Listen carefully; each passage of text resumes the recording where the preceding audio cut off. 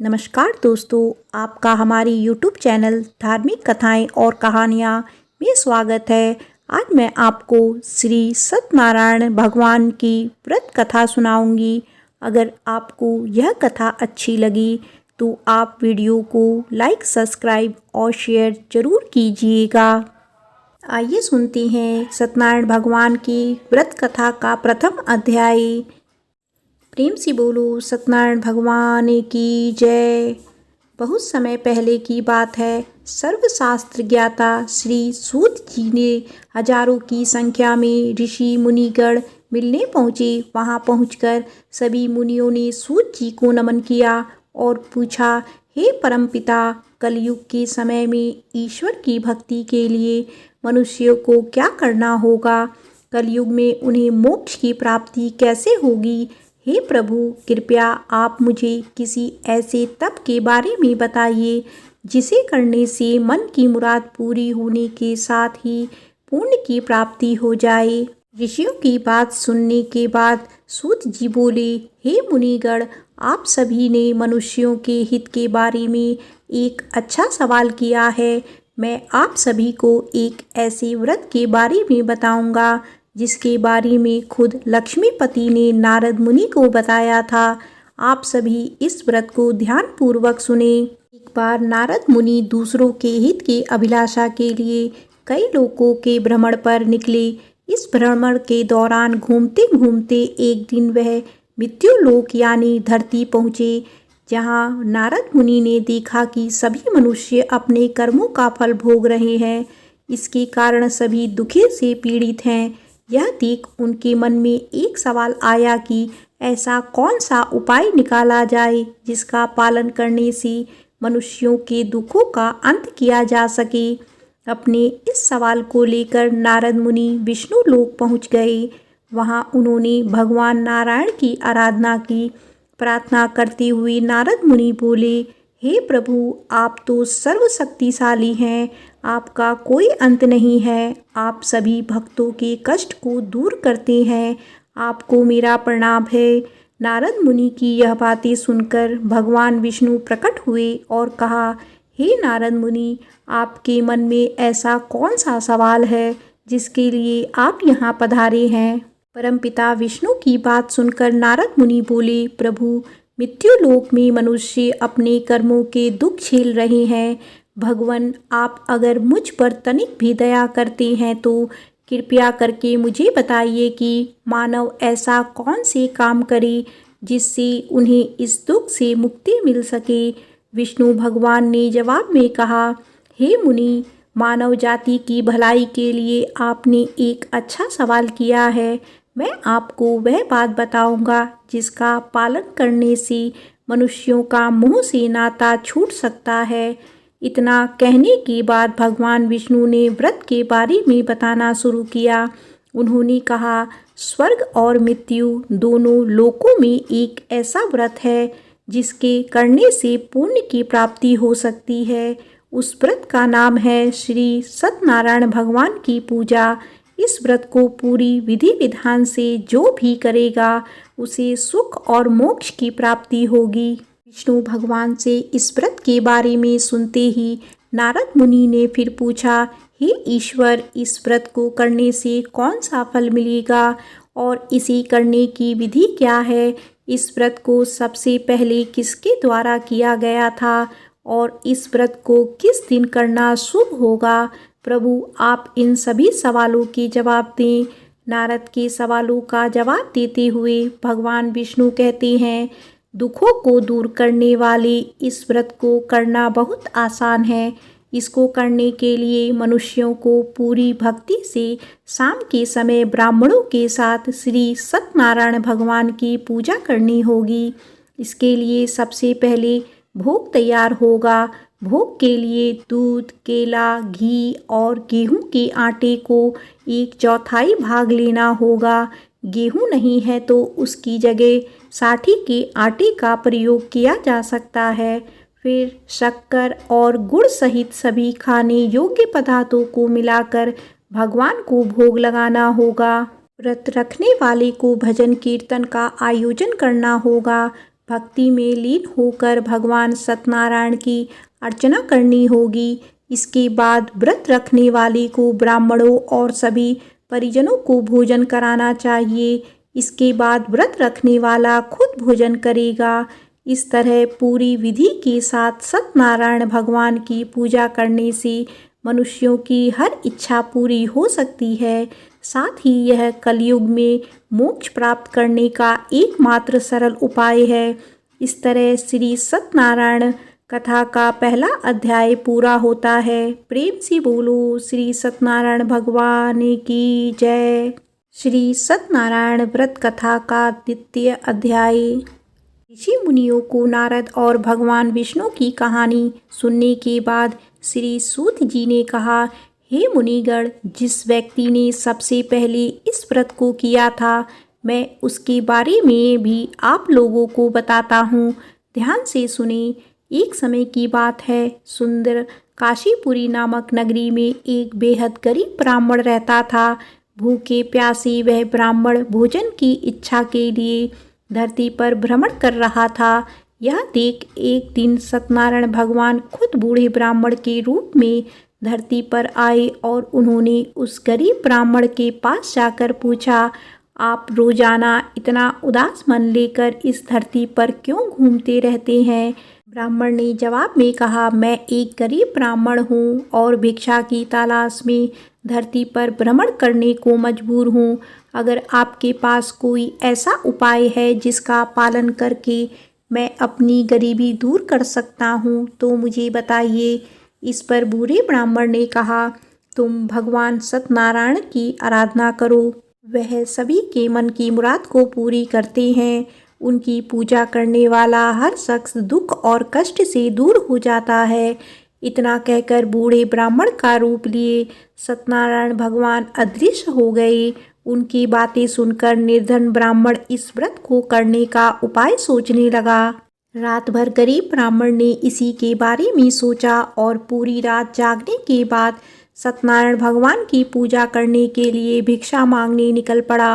अन्य दिनों के मुकाबले उस दिन उस ब्राह्मण को काफ़ी ज़्यादा भिक्षा मिली। उस भिक्षा से और अपने परिजनों के सहयोग से किसी तरह ब्राह्मण ने सत्यनारायण भगवान की पूजा की। पूजा के बाद उस गरीब ब्राह्मण के सभी दुख दूर हो गए। धीरे धीरे वह कई संपत्तियों का मालिक हो गया। ब्राह्मण हर महीने नियमित रूप से इस पूजा को करने लगा।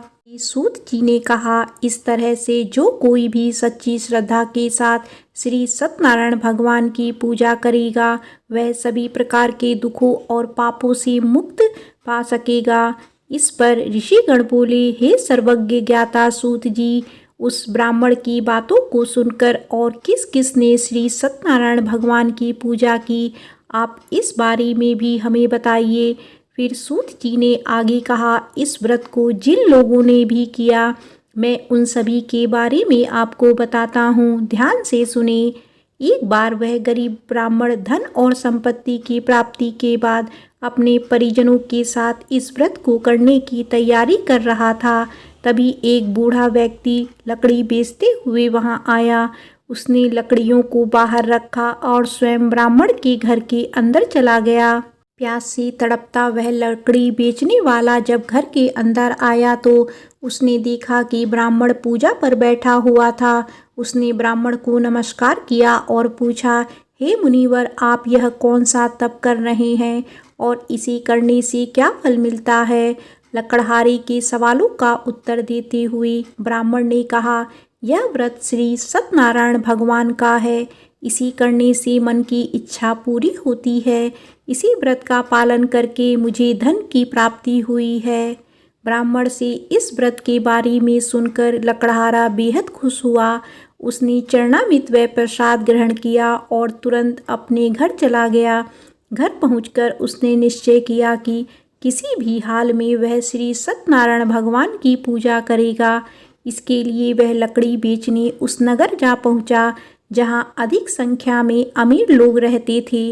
वहां उसे पहले के मुकाबले अधिक धन मिला।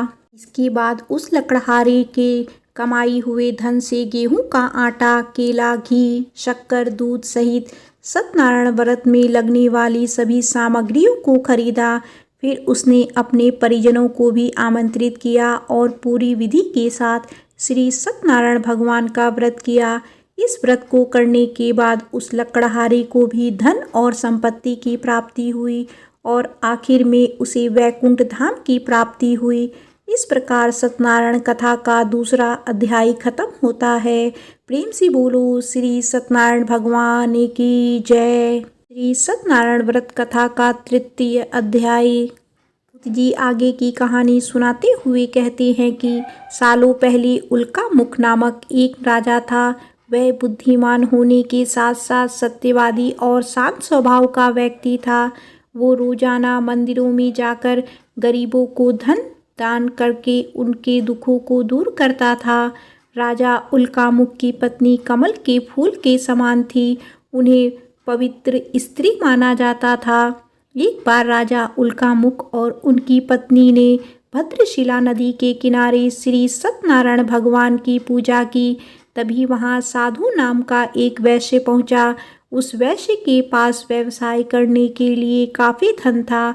उसने जब राजा और उसकी पत्नी को व्रत करते देखा तो वह वहीं रुक गया। फिर उसने विनम्रता पूर्वक पूछा, हे महाराज, आप कौन सा व्रत कर रहे हैं? राजा ने जवाब दिया, मैं अपने परिजनों के साथ पुत्र की प्राप्ति के लिए श्री सत्यनारायण भगवान की पूजा कर रहा हूँ। इस पर साधु ने पूछा, क्या आप मुझे भी व्रत करने की विधि बताएंगे? मुझे भी संतान प्राप्ति की इच्छा है। साधु की बात सुनकर राजा ने उसे सत्यनारायण भगवान के पूजन की सारी विधि बताई। इसके बाद साधु अपने घर की ओर निकल पड़ा।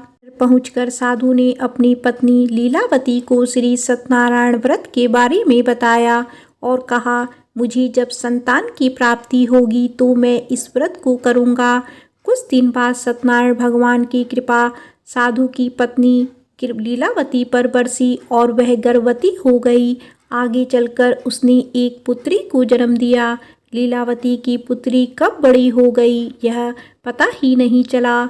उसके माता पिता ने उसका नाम कलावती रखा था। कुछ दिन बीतने के बाद कलावती की माता ने साधु को उसका वचन याद दिलाया। उसमें उसने संतान प्राप्ति के बाद श्री सत्यनारायण भगवान की पूजा करने की बात कही थी। लीलावती ने कहा, हे स्वामी, अब आपको अपने वचन को पूरा करने का समय आ गया है। इस पर साधु ने कहा, हे प्राण प्रिय, मुझे अपना वचन अच्छी तरह से याद है। उस वचन को मैं अपनी पुत्री के विवाह के अवसर पर पूरे विधि विधान के साथ करूंगा। पत्नी को पूजा का आश्वासन देकर अगले दिन साधु नगर की ओर चल पड़ा। कुछ समय बाद जब कलावती शादी योग्य हो गई तो साधु ने एक दूत को बुलाया और उसे अपनी पुत्री कलावती के लिए एक योग्य वर ढूंढने का आदेश दिया। साधु का आदेश पाकर दूत कंचन नगर की ओर गया और वहां से एक योग्य वर लेकर आया। उस लड़के को देखकर साधु ने अपनी पुत्री का विवाह उससे कराने का फैसला किया। उसने तुरंत अपने परिजनों को आमंत्रित किया और अपनी पुत्री का विवाह उस योग्य लड़के से कर दिया। शादी के दौरान भी साधु ने श्री सत्यनारायण भगवान की पूजा नहीं की। साधु का यह रवैया देखकर श्री सत्यनारायण भगवान गुस्से में आ गए और उन्होंने साधु को अभिशाप दिया कि उसके जीवन से सब सुख समृद्धि दूर हो जाएगी। इधर अपने कार्यों में व्यस्त साधु अपने दामाद के साथ चंद्रकेतु राजा के नगर में व्यापार करने पहुंचा।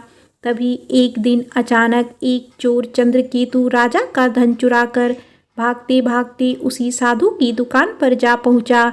यहाँ सिपाहियों को अपने पीछे आते देख चोर ने छुपाया हुआ धन साधु की दुकान में छुपा दिया। राजा के सिपाही जब वहां पहुंचे तो उन्हें राजा का धन साधु और उसके जमाई के पास दिखा। उन्होंने तुरंत दोनों को बंदी बनाया और उन्हें राजा के पास ले गए। सिपाहियों ने राजा से कहा, महाराज, हमने दोनों चोरों को सामान के साथ पकड़ लिया है। आप बस आदेश दें कि इन दोनों को क्या सजा देनी चाहिए। राजा ने सिपाहियों को आदेश दिया कि बिना देर किए दोनों को इसी वक्त कारावास में डाल दिया जाए, साथ ही उनके सारे धन को जब्त कर लिया जाए। दूसरी तरफ साधु की पत्नी भी दुखी थी। उसके घर में जो कुछ सामान था उसे चोर ले गए थे। एक दिन साधु की बेटी कलावती भूख प्यास से तड़पती हुई भोजन की तलाश में एक ब्राह्मण के घर पहुंची। वहां उसने श्री सत्यनारायण का व्रत होते हुए देखा। फिर उसने भी उस ब्राह्मण से सत्यनारायण भगवान की कथा सुनी। इसके बाद प्रसाद ग्रहण करके अपने घर चली गई। घर पहुंचते ही कलावती की माँ ने उससे पूछा, बेटी तुम अब तक कहाँ थी और तुम्हारे मन में क्या उथल पुथल हो रही है। इस पर कलावती ने अपनी माँ से कहा, हे माता, मैं अभी अभी एक ब्राह्मण के घर से आ रही हूँ। वहाँ मैंने श्री सत्यनारायण भगवान की कथा सुनी। अपनी पुत्री की बातों को सुनने के बाद लीलावती ने भी सत्यनारायण भगवान की पूजा की तैयारी शुरू कर दी।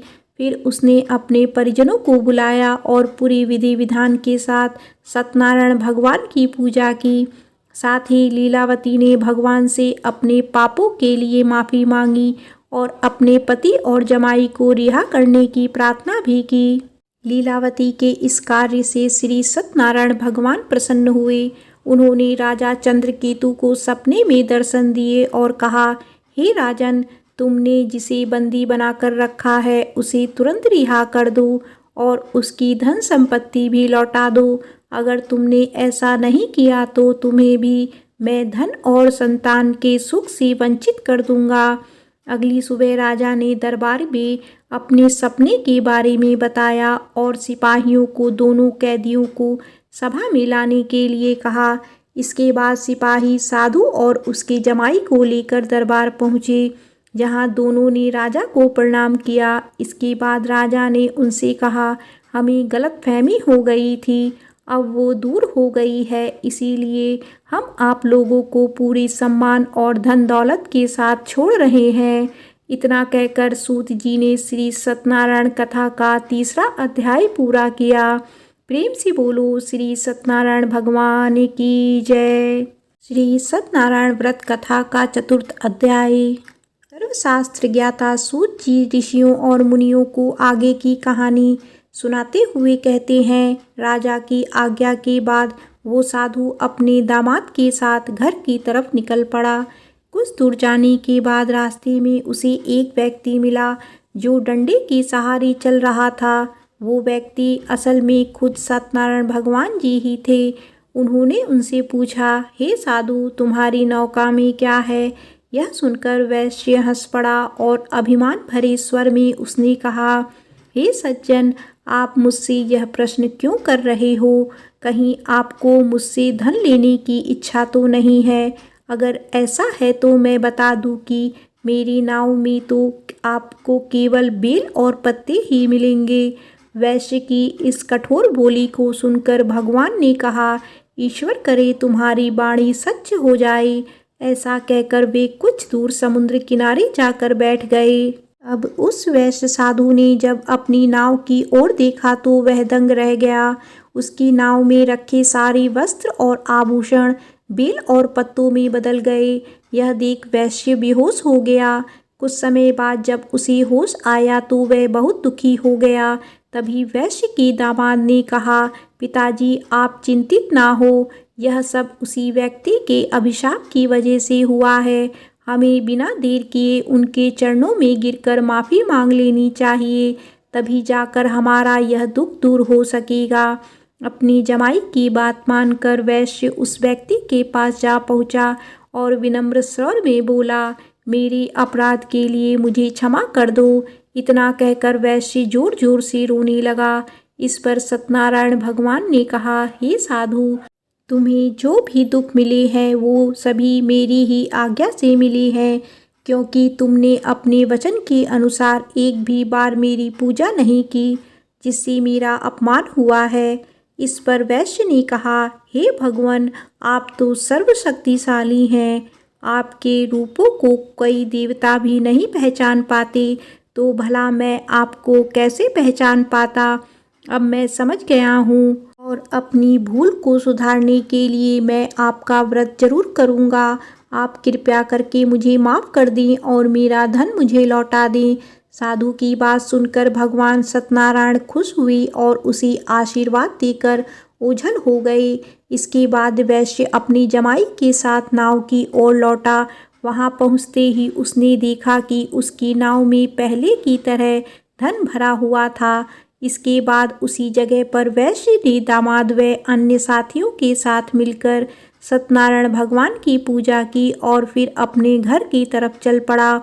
वैश्य जब अपनी जमाई के साथ नगर के पास पहुंचा तो उसने एक दूत के माध्यम से अपने और दामाद के वापस आने की सूचना पत्नी को भिजवाई। दूत ने उनके घर जाकर वैश्य की पत्नी लीलावती को नमस्कार करते हुए कहा, मालकिन साहब और दामाद दोनों नगर के पास पहुंच गए हैं। वैश्य की पत्नी लीलावती उस दूत की बात सुनकर काफ़ी प्रसन्न हो गई।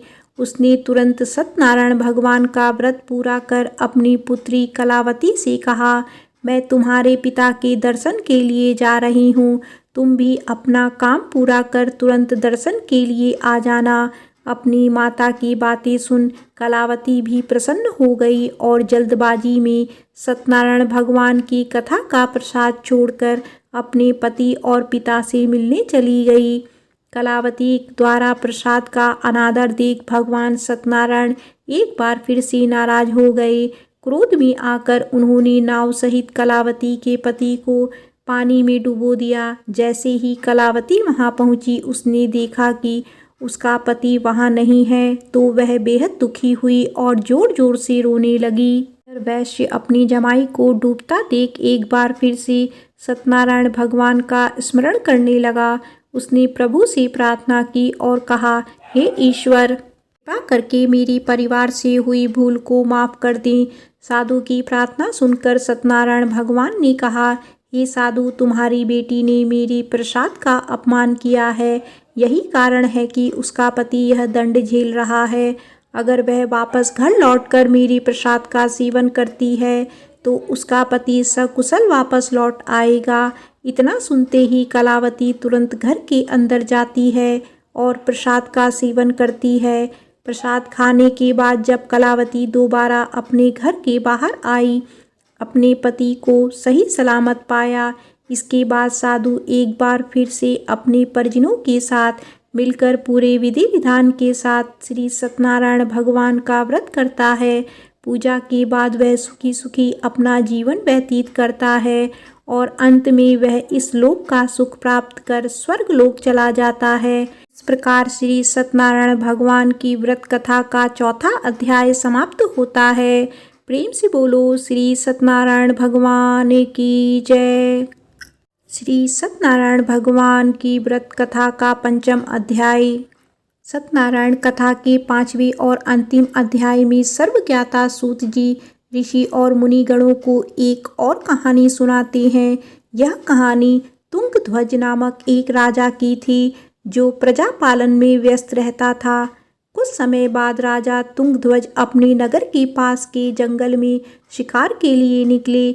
शिकार के बाद राजा एक पेड़ के पास विश्राम करने के लिए रुके, जहां उनकी नज़र कुछ लोगों पर पड़ी जो पूरे विधि विधान के साथ भक्ति में लीन होकर श्री सत्यनारायण भगवान की आराधना कर रहे थे। हमेशा की तरह अपने अभिमान में चूर राजा तुंगध्वज उस पूजा में शामिल नहीं हुआ और ना ही भगवान को नमन करना जरूरी समझा। वह मौजूद लोगों के राजा को रोककर भगवान का प्रसाद भी दिया, लेकिन तुंगध्वज ने प्रसाद का अपमान करते हुए उसे लेने से मना कर दिया। कुछ समय बाद राजा तुंगध्वज अपनी नगरी पहुंचा तो देखा कि उनके प्रदेश में सब कुछ बर्बाद हो चुका था। पूरा नगर तहस नहस देख राजा तुरंत समझ गया कि यह सब सत्यनारायण भगवान के प्रसाद का अपमान करने का फल है। वह तुरंत उसी जंगल की ओर गया और बिना किसी देरी के उस पूजा में शामिल होकर भगवान का प्रसाद भी खाया। इसके बाद जब राजा तुंगध्वज दोबारा अपने नगर की ओर चल पड़े, वहां पहुंचकर उन्होंने देखा कि श्री सत्यनारायण भगवान की कृपा से सब कुछ पहले जैसे व्यवस्थित हो चुका था। इसके बाद राजा तुंगध्वज ने लंबे समय तक सुख और समृद्धि के साथ अपना जीवन व्यतीत किया और फिर मृत्यु के बाद उसे स्वर्गलोक की प्राप्ति हुई। इस कहानी के बाद सूत जी ऋषियों को कहते हैं कि हे मुनिगण, इस संसार में जो भी मनुष्य श्री सत्यनारायण भगवान के व्रत को करेगा उसकी सभी मनोकामनाएं पूर्ण होगी।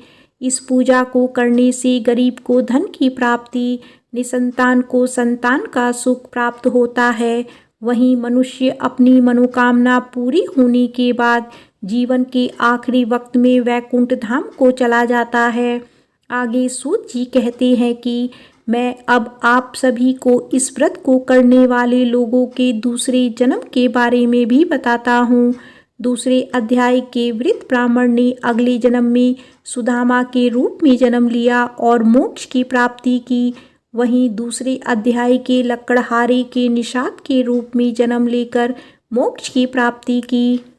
के अलावा तीसरे अध्याय के उल्कामुख राजा ने दशरथ के रूप में वैकुंठ की ओर प्रस्थान किया। चौथे अध्याय के साधु नामक वैश्य ने मोरध्वज के रूप में अपने पुत्र की तरह से मोक्ष की प्राप्ति की। वहीं पांचवें यानी अंतिम अध्याय के तुंगध्वज राजा ने भगवान की भक्ति में लीन होकर मोक्ष की प्राप्ति की। इस प्रकार श्री सत्यनारायण कथा का 5वां अध्याय संपन्न होता है। प्रेम से बोलो श्री सत्यनारायण भगवान की जय।